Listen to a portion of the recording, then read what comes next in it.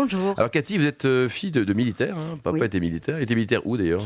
Il était militaire dans les forces françaises en Allemagne, notamment. Donc, c'est un exemple de management pour vous là? Oui, parce qu'en fait, mon père, à chaque fois qu'il partait en exercice, réunissait son équipe. Et effectivement, la notion d'engagement, de faire corps avec son équipe, c'est vraiment des valeurs effectivement, qui ont bercé toute mon enfance, finalement. Alors ensuite, un beau diplôme, une belle école de commerce, l'IPAC Business School, n'est-ce pas? Et puis après, un premier job, chef de rayon chez Auchan. Là. On est dans le dur, là, Cathy, hein? On est sur le carrelage, comme on dit effectivement pour l'expression consacrée. Et on est au plus près des clients, au plus près des préoccupations et avec les collaborateurs. Et c'est comme ça que j'ai appris mon métier. Ouais, alors vous avez travaillé pour Auchan et pour la grande distribution en France, mais aussi en Chine. C'était une super aventure, ça?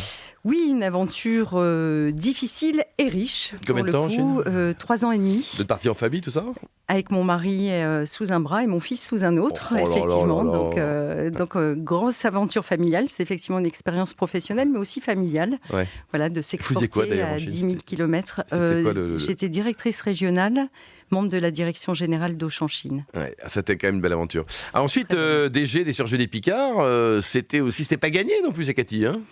Non, quand je suis arrivée, 2020, en même temps que le Covid, alors sans lien de cause à effet, évidemment. Il était surgelé, le Covid? Voilà. Mais pour le coup, donc, une jambe pour construire l'avenir de l'entreprise qui avait besoin, là aussi, d'un vrai plan de transformation. Et en même temps, gérer un quotidien qui était assez sportif et inédit, le Covid. Alors aujourd'hui, là, depuis presque un an, vous êtes à bord de TI Radio pour parler de Maison Nicolas. Voilà, oui. Le nom a changé, d'ailleurs. C'était Nicolas avant, ou alors on l'a retrouvé Maison Nicolas, Cathy? Alors, il y a un peu des deux. Parce qu'effectivement, 1822, quand Louis Nicolas ouvre ses premiers magasins, il appelle ses magasins Maison Nicolas. En 1822. En 1822, et il parle de Nicolas comme étant sa maison. Et en même temps, finalement, c'est ce qu'on veut être aujourd'hui. On fait 65 mètres carrés en moyenne, surface moyenne habitable, finalement, d'un Français. Et puis, on veut vivre comme à la maison. C'est pas se boire un verre à la maison. Tu seras accueilli chaleureusement, là où finalement, le contexte extérieur est un peu compliqué. C'est vrai, il y a combien de cavistes Nicolas aujourd'hui, Cathy, en France et hors de nos frontières d'ailleurs? On a 500 caves à peu près en France, une centaine à l'étranger, et c'est 700 cavistes, 700 collaborateurs.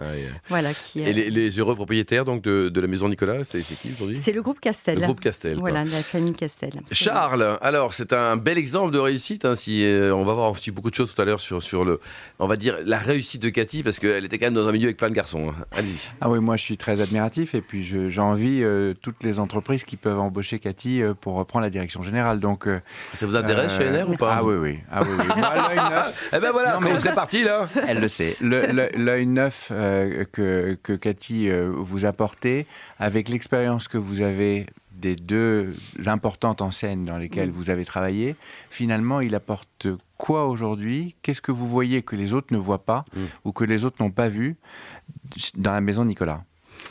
Vous avez 3 heures. Oui. Moi, je pense qu'effectivement, ce qui me caractérise, c'est peut-être à la fois d'être un dirigeant très opérationnel.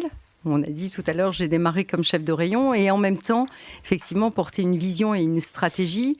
Donc, mes premiers mois ont été consacrés à ça, à faire le tour de France des cavistes, comprendre effectivement où allait le marché, comprendre ce que vivaient les cavistes, ce que vivaient les clients. On a fait beaucoup de groupes consommateurs, non consommateurs, écouter les fournisseurs. Donc, c'est tous ces 5 mois d'écoute, finalement, qui m'ont permis d'être au plus juste dans ce plan de transformation, ce que j'avais fait aussi précédemment chez Picard. Et dans le vin, les fournisseurs sont très incarnés, en fait. Ce sont des maisons à chaque fois qui ont leur histoire. Est-ce qu'il y a une différence particulière par rapport au monde que vous connaissiez?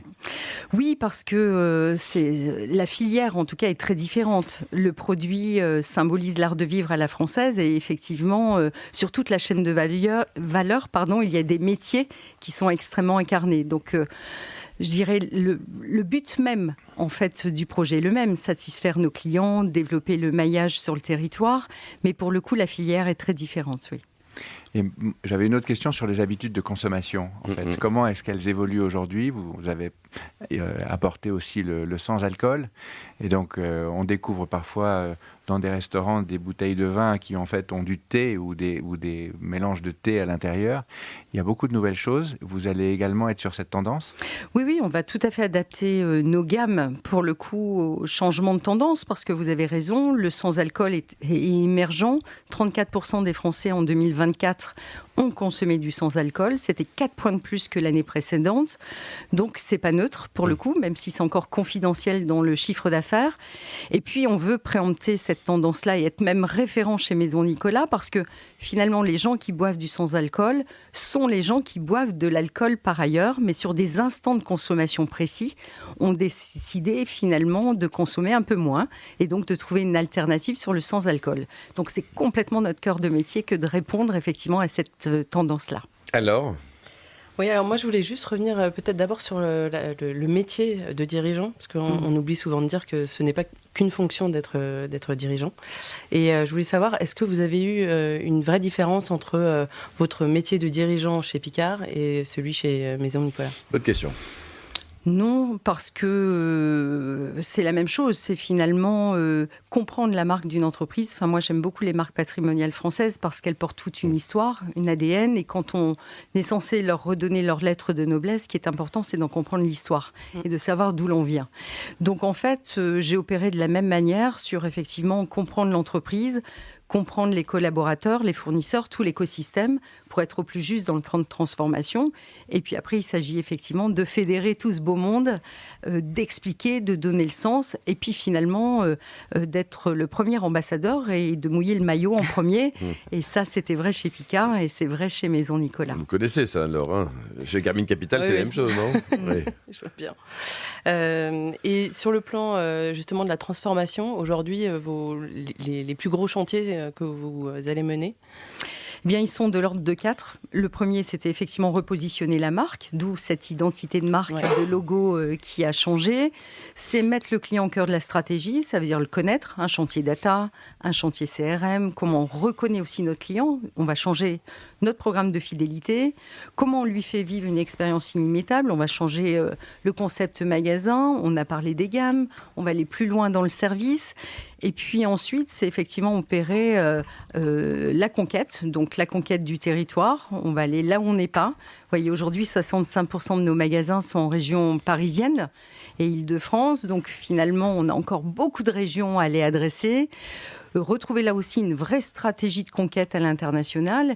Et puis la conquête, c'est aussi les nouveaux parcours de course. Vous voyez, on est très faible sur le digital.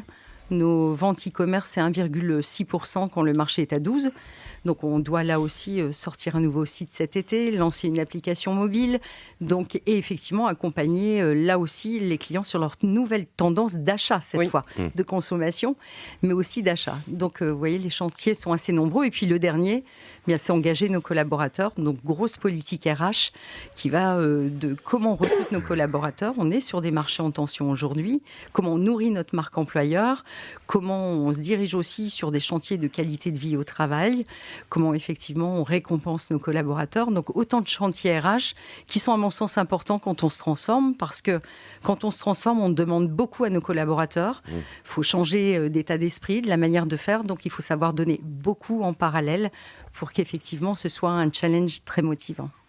Et sur l'international, du coup, les pays où vous êtes aujourd'hui et là où vous souhaitez vous développer ? Donc on est en propre en Angleterre et en Suisse, et on est en mode de franchise en Belgique, au Liban, en Roumanie, en Bulgarie, à La Réunion, au Maroc, aux Antilles, à l'île Maurice, à Madagascar et Portugal, Espagne.